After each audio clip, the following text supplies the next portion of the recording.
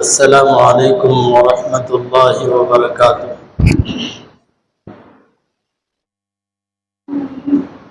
نحمد الله العظيم نصلي ونسلم على الرسول الكريم أما بعد فقد قال الله سبحانه وتعالى في كلامه القديم والفرقان الحميد: أعوذ بالله من الشيطان الرجيم. بسم الله الرحمن الرحيم. ولا تنكحوا المشركات حتى يؤمن ولا أمة مؤمنة خير من مشركة ولو أعجبتكم ولا تنكحوا المشركين حتى يؤمنوا ولعبد مؤمن خير من مشرك ولو أعجبكم. صدق الله العظيم.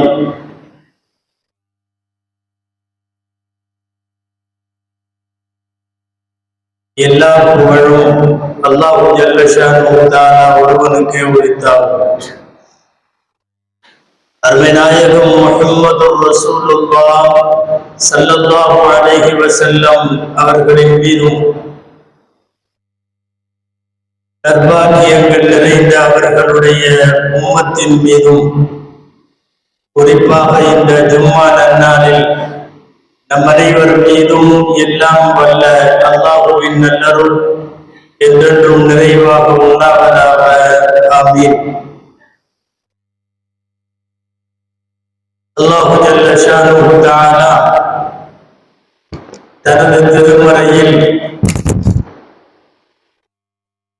ஆண் மக்களை, பெண் மக்களை, பருவம் எய்திய ஆண்களை, பருவம் எய்திய பெண்களை வைத்திருக்கக்கூடிய அந்த பெற்றோர்களை பார்த்து, பொறுப்பாளிகளை பார்த்து ஒரு வார்த்தை சொல்லுகிறான்: وَأَنكِحُوا الْأَيَامَ مِنكُمْ وَالصَّالِحِينَ مِنْ عِبَادِكُمْ وَإِمَائِكُمْ.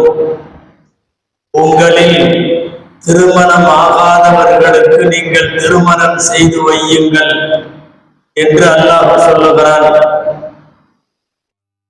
இந்த ஆயத்தினுடைய தஃசீரில் குறிப்பிடுவார்கள்: இன்ன ஹாதிஹில் ஆயத் ஹிதாபுன் லில் அவுலியா. வழிகாரர்களாக, பொறுப்பாளிகளாக இருப்பவர்களை பார்த்து இந்த ஆயத்து சுட்டிக்காட்டி பேசுகிறது.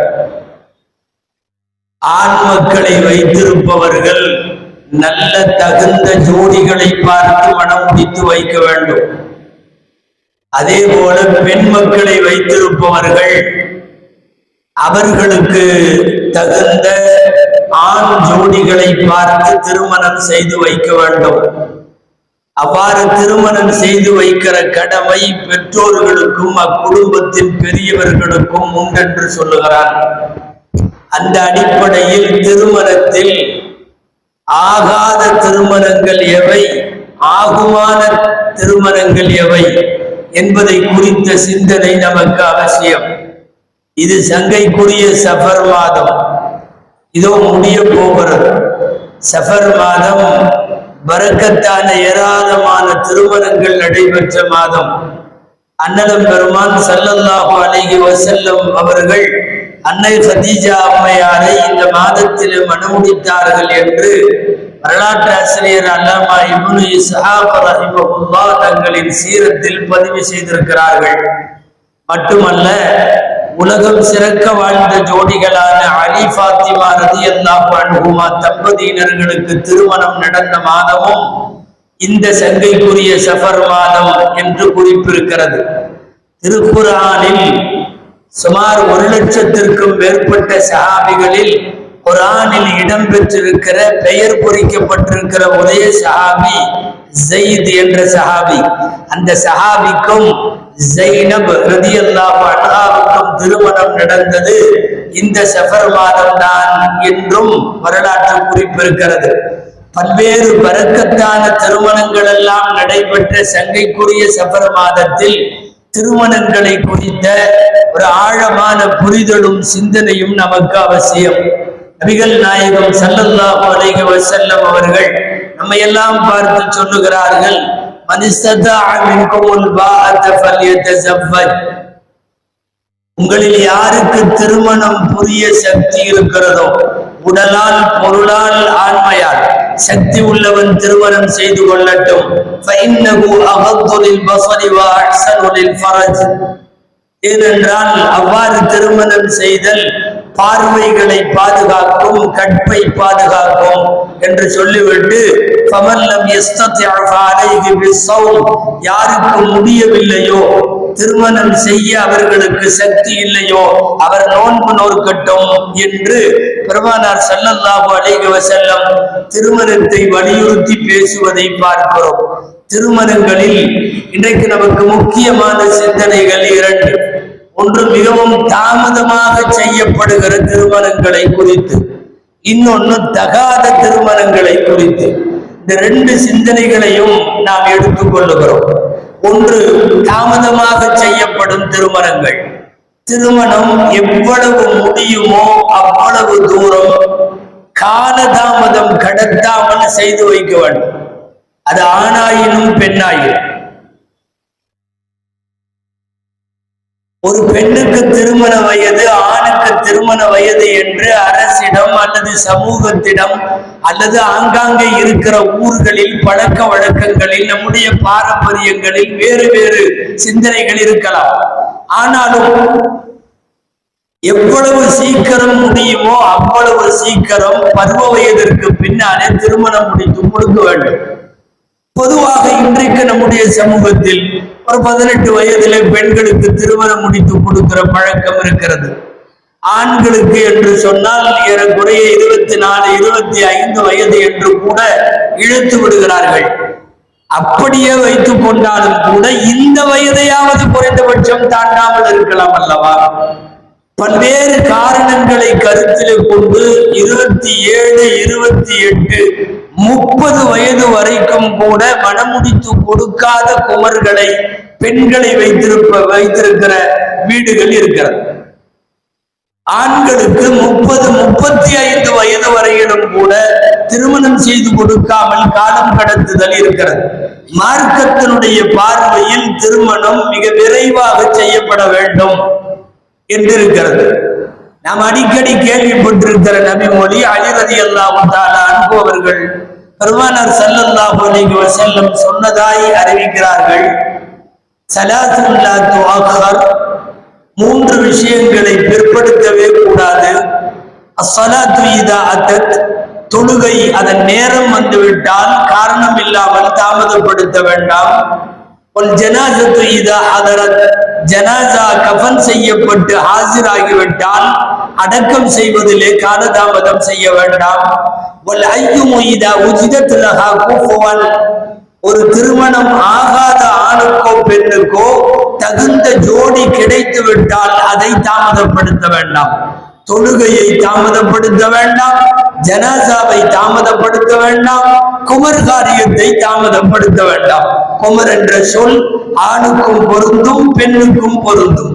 எனவே தாமதமாக தள்ளி போடப்படுகிற திருமணங்களால் ஏற்படுகிற குடும்ப ரீதியான, சமூக ரீதியான நிறைய தீய விளைவுகளை சந்திக்க வேண்டியது வருகிறது. காரணம் இல்லாமல் தாமதப்படுத்துவதற்கு திருமணங்களை பொறுத்தவரை ஷரியத்து மூலமாக பார்த்தால் அது அனுமதி இல்லை. மார்க்கம் பற்றும் நல்லொழுக்கமும் உள்ள பெண் கிடைத்தால், மாப்பிள்ளை கிடைத்தால் திருமணம் செய்துவிட வேண்டும். இப்போதெல்லாம் பரவலாக இளவட்டங்களிடத்திலே கூட ஒரு பேச்சு இருக்கிறது. லைஃப்ல செட்டில் ஆனதற்கு பிறகு நாங்கள் திருமணம் செய்கிறோம். லைஃப்ல செட்டில் என்று ஒரு வார்த்தையை வைக்கிறார்கள். ஆனா ஷரியத் என்ன தெரியுமா? கல்யாணம் பண்ணாதான் லைஃப்ல செட்டில். இது நபிமொழிகளுடைய பார்வை. முதல்ல கல்யாணம் ஆகி ஒரு பருவ பெண் கணவனோடு வாழ்க்கையை தொடங்கிவிட்டால், அல்லது ஒரு மாப்பிள்ளை அவன் தகுந்த ஜோடியோடு வாழ்க்கையை தொடங்கிவிட்டால், அதுதான் லைஃப் செட்டில்மெண்ட் என்பதற்கு சரியான பதப்பிரயோகமாக இருக்குமே தவிர, காசு இருந்து சம்பாதிச்சு இடம் வாங்கி, நிலம் வாங்கி, வீடு கட்டி, கடன் அடைத்து அதற்கு பிறகு திருமணம் என்பது எங்கேயும் கடன் இருக்க திருமணம் செய்ய வேண்டாம் என்று எங்கேயும் சொல்லப்பட வேண்டும், எங்கேயும் இல்லை. கடன் இருந்தால் ஜகாத் இல்லை என்று இருக்கிறது. கடன் இருந்தால் கொடுத்துட்டு அச்சுக்கு போலாம், அது தள்ளி போடலாம் இருக்கு. கடன் இருப்பதனால் கல்யாணம் வேண்டாம் என்கிற பார்வை சரியத்திலே இல்லை. எனவே லைஃப் செட்டில் ஆன பிறகு திருமணம் என்பது ஆணாயினும் அபத்தம், அது பெண்ணாகினும் அபத்தம் மட்டுமல்ல, அபாயம். நீண்ட காலங்கள் அப்படி தள்ளி போடப்பட்டு தகுந்த மாப்பிள்ளைகள் கிடைக்காமல் போவது உண்டு. வயதாகிவிட்டதற்கு பின்னால் உடல் ரீதியாகவும் மன ரீதியாகவும் அவர்களுக்கு ஏற்படுகிற பல்வேறு உளவியல் சார்ந்த பிரச்சனைகள் எல்லாம் இருக்கிறது. நபிகள் நாயகம் ஸல்லல்லாஹு அலைஹி வஸல்லம் சொல்லுகிறார்கள், பெண் தேடக்கூடியவர்களை பார்த்து மார்க்கப்பட்டுள்ளவளை மணமகளாக நீங்கள் தேர்ந்தெடுத்துக் கொள்ளுங்கள். மாப்பிள்ளை தேடக்கூடியவர்களை பார்த்து சொல்லுகிறார்கள், இதா ஹதப இலைக்கும் மன் தர்தவுன தீனஹு வ குலுகஹு, யாரிடத்திலாவது மார்க்கப்பற்றும் நல்ல குணமும் இருக்குமானால் ஃபஸப்திஜூஹு, திருமணம் செய்து கொடுத்து விடுங்கள். நீங்க அப்படி கொடுக்காமல் தள்ளி போட்டால், தாமதப்படுத்தினால், பிற்படுத்தினால், தகுன் ஃபித்ரத்துன் ஃபில் அர்தி வ ஃபஸாதுன் கபீர், பூமியிலே பெரும் குழப்பம் ஏற்படும், பூமியிலே பெரும் விஷமத்தனம் பெரிதாக ஏற்படும் என்றெல்லாம் பெருமானார் ஸல்லல்லாஹு அலைஹி வஸல்லம் சொல்லி இருக்கிறார்கள். பொதுவாக சஹாபாக்களிடம், இஸ்லாத்தினுடைய மூத்த முன்னோடிகளிடம் ஒரு பழக்கம் இருந்தது. ஒரு பெண் வாழ்க்கைக்கு தகுதியாகிவிட்டால் உடனே திருமணம் செய்து கொடுத்து விடுவார். வேறு எந்த காரியங்களும் திருமணத்தை தள்ளி போடாது. ஒரு திருமணம் ஆகி விதவையானாலும் உடனே கட்டி கொடுத்து விடுவார்கள். உமர் ரலியல்லாஹு அன்ஹுடைய மகளார் ஹப்ஸா ரலியல்லாஹு அன்ஹா, ஹப்ஸாவின் கணவர் வஃபாத் ஆகிவிட்டார் சிறிய வயதிலேயே. குனைஸ் இப்னு ஹுதாஃபா அஸ்-ஸஹ்மி ரலியல்லாஹு அன்ஹு பத்ர் போரிலே கலந்து கொண்ட சஹாபி, மீண்டும் உஹது போருக்கு வந்த போது ஒரு காயம் ஏற்பட்டது. இந்த காயம் ஆறவே இல்லை. மதீனாவிலே அவர் அந்த காயத்திற்கு சிகிச்சை எடுத்துக் கொண்டிருக்க பலன் இல்லாமல் அந்த காயத்தின் காரணமாகவே உஹது முடிந்த சில நாட்களுக்கு பிறகு அவர் வஃபாத் ஆகிறார். வஃபாத்தாகி இத்தா முடிந்ததுதான் தாமதம். இளவயது பெண் என்று பார்க்காமல் எங்காவது திருமணம் செய்து கொடுத்து விட தந்தையாகிய உமர் ரலியல்லாஹு அன்ஹு கடுமையாக முயற்சி மேற்கொள்ளுகிறார்கள். உஸ்மான் ரலியல்லாஹு அன்ஹு இடத்திலே போய் சொன்னார்கள், எனது மகளை திருமணம் செய்து கொள்ளுங்கள். உஸ்மான் ரலியல்லாஹு அன்ஹு யோசிப்பதாய் சொல்லிவிட்டு நகர்ந்து விட்டார்கள். சில நாட்கள் கழித்து மீண்டும் சந்தித்து என்ன ஆச்சு என்ற போது, இப்போதைக்கு எண்ணமில்லை என்று சொல்லிவிட்டார்கள். விடவில்லை. பதில் கிடைத்தவுடன் அடுத்து போய் அபூபக்கர் ரலியல்லாஹு அன்ஹுவிடம் நின்றார்கள். எனது மகளை திருமணம் செய்து கொள்ளுங்கள். கேட்டது உமர் ரலியல்லாஹு அன்ஹு. அறிவிப்பு சஹீஹுல் புகாரியில் இருக்கிறது. அபூபக்கர் ரலியல்லாஹு அன்ஹு உஸ்மான் ரலியல்லாஹு அன்ஹு சொன்னது போல் பதிலும் சொல்லவில்லை, நகர்ந்து விட்டார்கள். எதுவும் சொல்லவில்லை, போய்விட்டார்கள். ஆனால் அவர்களுக்கு தெரியும், எம்பெருமானார் ஸல்லல்லாஹு அலைஹி வஸல்லம் வஹியை எதிர்பார்த்திருக்கிறார்கள். ஒருவேளை வஹி வருமானால் திருமணம் செய்வார்கள். ரசூலுல்லாஹும் ஒன்றும் சொல்லல. ஒரு பெண் திருமணம் செய்து கொடுக்கப்படாமல் இருப்பதை பெரும் சுமையாய் கருதிய உமர் ரலியல்லாஹு அன்ஹு சில நாட்களுக்கு பின்னாலே வஹி வந்தது. அல்லாஹ்வின் தூதர் ஸல்லல்லாஹு அலைஹி வஸல்லம் ஹப்ஸா அம்மாவை மணமுடித்ததற்கு பின்னால் அபூபக்கர் ரலியல்லாஹு அன்ஹு உமர் ரலியல்லாஹு அன்ஹுவிடம் சொன்னார்கள், நீ என்னிடத்திலே திருமணம் செய்து கொள் என்று சொன்ன போது நான் பதில் பேசாமல் இருப்பது என் மீது உனக்கு கோபத்தை ஏற்படுத்தி இருக்கலாம் அல்லவா அப்படின்னு கேட்டாங்க. ஆமான்னா உமர் ரலியல்லாஹு அன்ஹு, ஆமா கோபம்தான். சொன்னார்கள், வஹி வரும் வரை நான் காத்திருந்து வஹியில் பெருமானார் திருமணம் செய்வதில்லை என்று முடிவானால் தான் நான் பதிலே பேச முடியும். அதனால் நான் எந்த பதிலும் பேசவில்லை.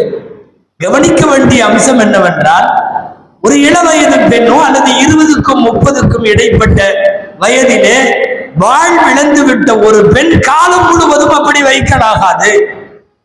திருமணம் ஆன பெண்ணாகட்டும், ஆகாத பெண்ணாகட்டும், விதவையாகட்டும், கன்னி பெண்ணாகட்டும், கணவர் வஃபாத்தானவராக இருக்கட்டும் அல்லது விவாகரத்தான பெண்ணாக இருக்கட்டும், அவர்கள் இன்னொரு திருமண வாழ்க்கையில இணைந்தாக வேண்டும். இதுவரை கல்யாணம் ஆகாத மாப்பிள்ளைகளாக இருந்தாலும் பெண்ணாக இருந்தாலும் விரைவாக திருமணம் செய்ய வேண்டும். சர்வ சாதாரணமா இன்னைக்கு 24, 25, 27, 28, 30 என்றெல்லாம் மாப்பிள்ளைகளின் வயதை கூட்டி விடுகிற சமூகம் இது. பெண்களை கூட படிப்பு உள்ளிட்ட வேலை வாய்ப்பு உள்ளிட்ட பல்வேறு காரணங்களை காட்டி ஒரு பெண் கன்னிப்பெண்ணாக அவள் 28 வயது வரைக்கும் காத்திருக்கக்கூடிய முதிர் கன்னிகள் சமூகத்தில் நிறைய இருக்கிறார்கள். இது தவறானது மட்டுமல்ல, ஆபத்தானது, அபயமானது, இது சரியில்லாது. ஷரியத்தின் பார்வையில் நீங்கள் பிற்படுத்த வேண்டாம். இந்த வார்த்தை நபிகள் ஸல்லல்லாஹு அலைஹி வஸல்லம் சொல்லி இருக்கிறார். பொதுவாக தங்களை சந்திக்க வரக்கூடிய யாராக இருந்தாலும் திருமணமாகிவிட்டதா என்று கேட்பது பெருமானாரின் பாணி. அவர் இல்லை என்று சொன்னால் அதற்கான ஏற்பாடுகளை செய்து கொடுப்பதும் பெருமானார் ஸல்லல்லாஹு அலைஹி வஸல்லமுடைய பாணியாக இருந்தது. எனவே தாமதமாக்கப்படுகிற திருமணங்கள் நல்லதல்ல என்பது இந்த சமூகம் முக்கியமாய் உணர வேண்டிய ஒரு செய்தி. இன்னொரு செய்தி, தாமதமான திருமணங்கள் தப்பு என்பது போலவே தகாத திருமணங்கள் அதைவிட பெரிய தப்பு.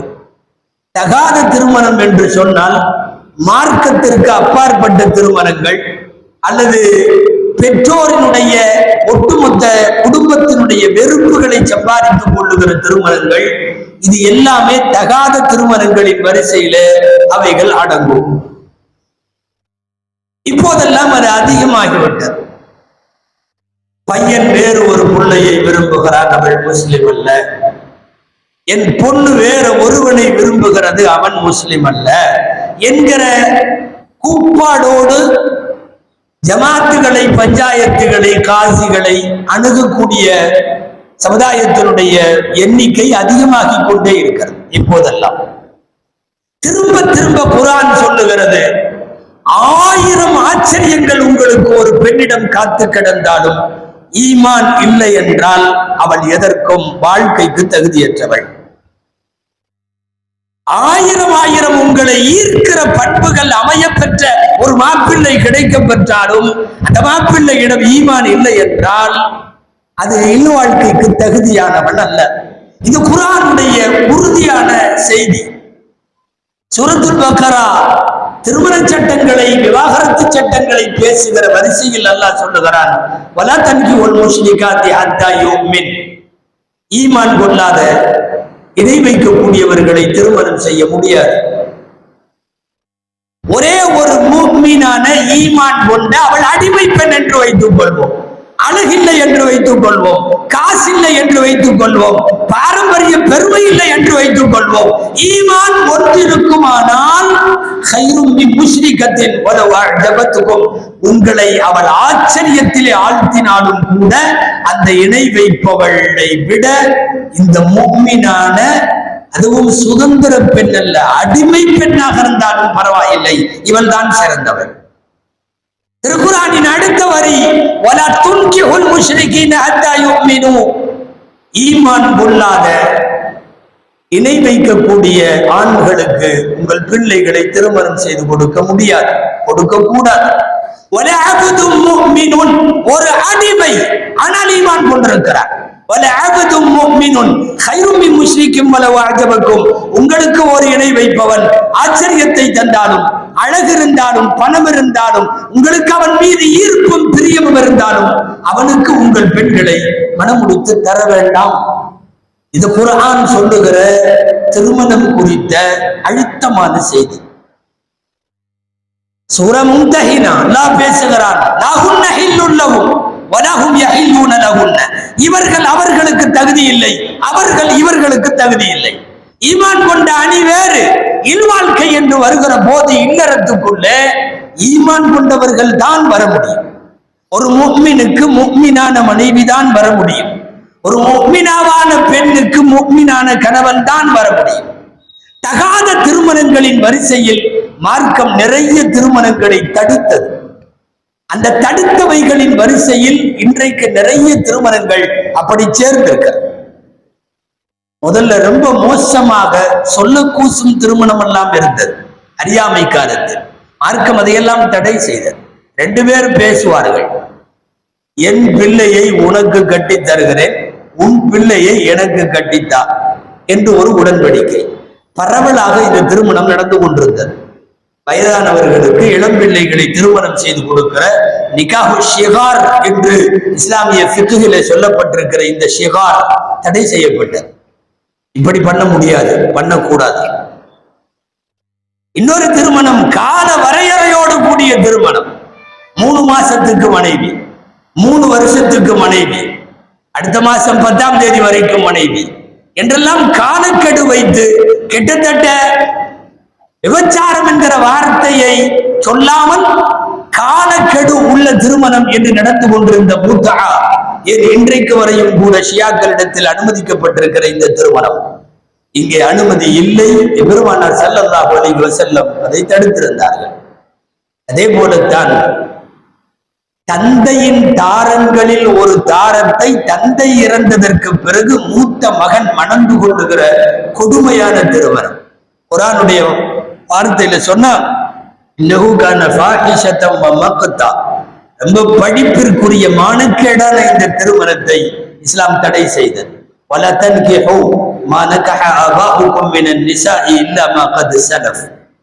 இதுவரை நடந்ததை விட்டு விடுங்கள். இனிமேல் இப்படிப்பட்ட மானக்கேடான திருமணம் எதுவும் இருக்கக்கூடாது. தகாத திருமணங்களில் எதுவெல்லாம் அசிங்கமோ அந்த எல்லா திருமணங்களையும் தடை செய்தது மார்க்கம். அந்த வரிசையில் தகாத திருமணங்களில் மிக முக்கியமானது என்னன்னா, முஸ்லிம் அல்லாதவர்கள் திருமணம் செய்வது, அல்லாதவர்களை செய்வது. மாப்பிள்ளை முஸ்லிம், பெண் முஸ்லிம் அல்ல, பெண் முஸ்லிம், மாப்பிள்ளை முஸ்லிம் அல்ல. கலப்பு திருமணத்தை வரவேற்க வேண்டும் என்கிற பெயரில் உலகத்தில் 4 பேர் பேசலாம், மேடைகளில் இந்த விவாதம் அழகாக்கும் போல தெரியலாம். என்ன தப்பு இதில் என்று நினைக்கலாம். உண்மை, ஈமான் கொண்ட மாப்பிள்ளைக்கு ஈமான் கொண்ட பெண் தான் ஜோடி, ஈமான் கொண்ட பெண்ணிற்கு ஈமான் உள்ள கணவன் தான் ஜோடி. இப்போதெல்லாம் ஆன்லைன் காதல்கள் பெருகிவிட்ட காலம். சர்வ சாதாரணமாக இந்த மாதிரி கேசுகள் வாரம் பூரா வருகிறது. மாப்பிள்ளை சென்னை, மணப்பெண் இத்தாலி, அல்லது மணப்பெண் சென்னை, மாப்பிள்ளை ஜெர்மன். எங்கே என்ன சம்பந்தம் உங்களுக்கு? ஒன்றாக வேலை செய்கிறீர்களா? இல்லை, இன்ஸ்டாவின் மூலம் காதலாகிவிட்டோம், இல்லை பேஸ்புக் மூலமாக பழகிவிட்டோம், எங்களை இனி பிரிக்க முடியாது.